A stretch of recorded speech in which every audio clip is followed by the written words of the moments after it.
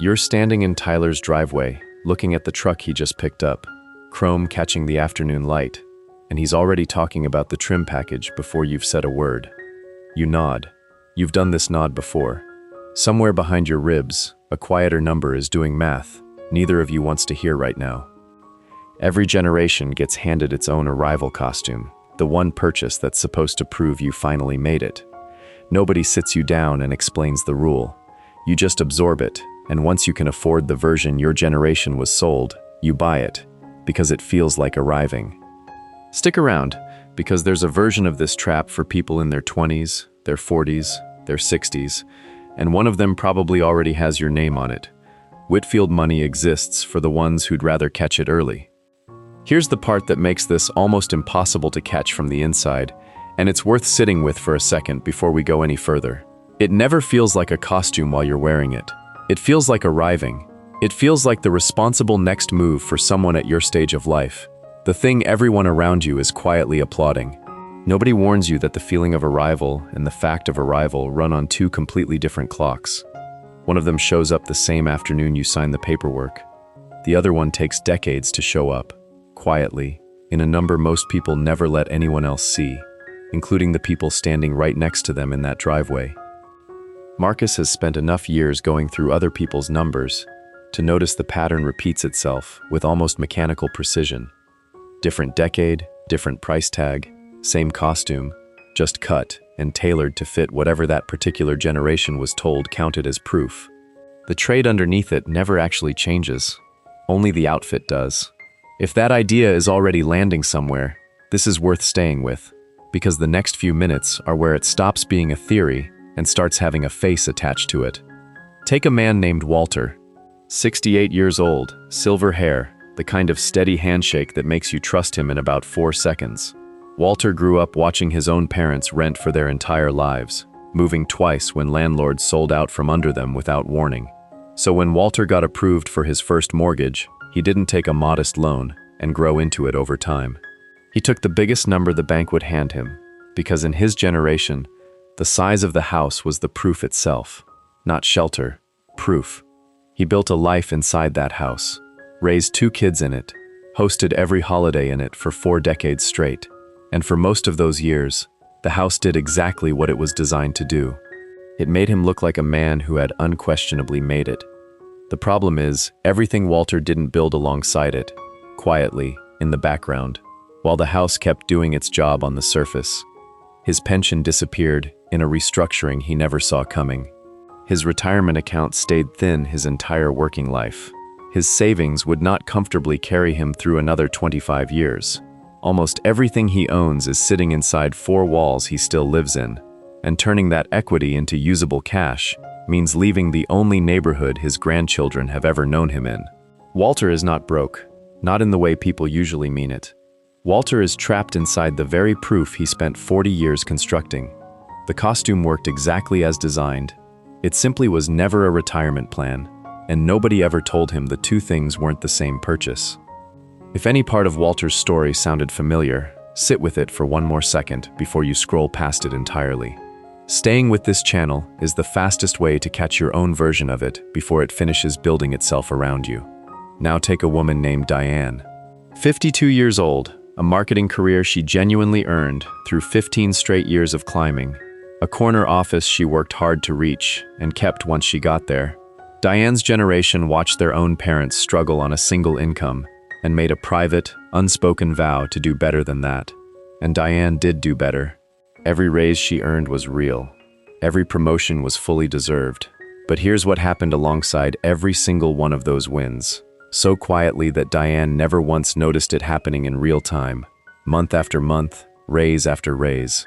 The promotion came with a nicer car. The 6-figure salary came with a bigger house in a better school district. The new title came with a gym membership that costs more than her very first apartment did. None of these decisions were reckless taken on their own. Nobody looking at any single purchase in Diane's life would ever call her irresponsible, because no single purchase was actually the problem here. The pattern underneath all of them was the problem. This mechanism deserves its own name, because once you can name a pattern, you can finally catch yourself living inside it in real time, instead of only recognizing it in hindsight, years too late to matter. Call it the matching reflex. Every time income rises, spending quietly rises right alongside it to match, so the gap between the two numbers, the only gap that ever actually builds wealth, stays exactly the same size the entire time. It just gets dressed up at a higher number every few years, which makes it feel like progress instead of a stall. Diane out-earned her own parents by a wide, genuine margin. She did not outsave them by anywhere close to that same margin, and at 52, with retirement no longer some distant abstract idea, the math is tighter than 15 years of steady six-figure income should ever leave anyone. Picture her at her kitchen island on a Sunday night, laptop open, one tab showing a retirement calculator she opened on impulse and immediately regrets opening. The number on the screen isn't catastrophic. It's just smaller than someone with her title assumes it should be, and there's a strange, quiet shame in that gap between assumption and reality. The kind nobody talks about at the office, because everyone there is running the exact same private math, and nobody wants to be the one who says it out loud first. Diane isn't behind because she made one bad call. She's behind because every good call she made also happened to come with a matching bill attached to it, and she signed for both, without ever pausing long enough to separate the two on paper, the way almost nobody does until a Sunday night forces the question. This is exactly the kind of pattern that's easier to catch when someone else says it out loud first, which is most of the reason this channel exists in the first place, so it's worth staying subscribed before the algorithm quietly decides you never see the next one. Which brings us back to Tyler, still standing in his driveway, still talking about the trim package like it's the most important decision he's made all year. It's worth pausing on something before we get to him, because it's easy to watch Walter's story and Diane's story and quietly assume the lesson is simple. Buy less house, spend less on the upgrade, stop the matching reflex before it starts. That's true as far as it goes, but it treats the costume like a single mistake made once, at one decision point, instead of what it actually is, which is a running subscription. Walter didn't overspend one time, in 1986. He kept paying into the same costume, in smaller ways, for 4 decades, every time he chose the bigger renovation over the fatter retirement contribution. Diane isn't paying for one bad year of matching her lifestyle to her income. She's been paying that subscription every month for over 20 years, on autopay, without ever once being asked to confirm the charge. The costume never bills you once. It bills you on a recurring cycle, quietly, for as long as you're willing to let it run, and almost nobody ever checks the statement. Tyler's generation came up watching the traditional markers of adulthood get harder and harder to actually reach. Steady careers turned into contract work with no warning. Starter homes turned into a decade of saving that never quite caught up with the price tag, no matter how disciplined anyone tried to be. So the culture handed Tyler's generation a completely different costume, one built specifically for people who could no longer afford the old proof. Spend on the moment instead of the milestone. Buy the truck, book the trip, upgrade the gear, because the traditional markers were rigged against you anyway, so why not enjoy what's actually still within reach? It's basically paying for itself, Tyler says, running his hand along the hood, and he genuinely believes it, because nobody ever showed him the version of this decade where that sentence turns out to be true. There is real truth buried inside that reasoning, and Marcus never once pretends otherwise. But somewhere along the way, an entire generation was quietly handed permission to replace asset building with experience collecting, and told that the substitution was actually the evolved, enlightened choice. Tyler leases the truck. He leased the one before it too, and the one before that. He has excellent stories, a garage full of gear that photographs beautifully, and almost nothing sitting quietly in an account that grows while he sleeps at night. He is not lazy. He is not careless. He is simply wearing the exact costume his decade was sold, cut, and tailored to fit him perfectly, seam by seam. Here's where a story like this usually ends on channels built for easy lessons. Tyler learns something, feels a little bad about the truck, and everyone moves on satisfied. But that's not actually what happened here, and it's the part Marcus almost left out of the accounting entirely, because it complicates the tidy version of this more than expected. This next part is exactly the kind of thing this channel keeps digging into, so if any of this is landing so far, now is a genuinely good moment to make sure you don't miss where it actually goes. Derek is the same age as Tyler, same job title, give or take a rung on the ladder, similar income, most years landing within a few thousand of each other. And Derek is, by every visible measure available to a stranger, the boring one. He drives a sedan he bought outright years ago and will keep until it genuinely falls apart underneath him. He has never once mentioned his savings rate at a barbecue, not because it's a secret, but because it never occurs to him that it's interesting. If you stood Derek and Tyler side by side in that exact driveway, nobody watching would guess Derek was the one actually winning. Because winning, inside this particular costume economy, doesn't look like anything at all. It looks like absence. It looks like a man who simply isn't performing for an audience that was never really paying him back. And here's the assumption this entire story has been quietly letting you make. Right up until this exact moment, the one Marcus needs to turn over completely before this goes any further. It is not that Derek is smarter than Tyler, or more disciplined, or built from some sturdier material. It is that Derek made his peace with looking less successful years before it would have ever mattered, while Tyler is still paying, every single month, for the ongoing privilege of looking like he already won. The house Walter built, the lifestyle Diane matched to her rising income, the truck Tyler leases twice a decade, they are not three separate stories at all. They are the exact same trade, made by three different people, in three different decades, each one completely convinced their version of it was the responsible choice. That's the whole trap, laid all the way open. The signal costs money every single month, in plain sight, applauded by everyone the entire time it's happening. The substance costs nothing anyone can see, and it grows in complete silence, unapplauded, invisible, right up until the exact year you actually need it to show up for you.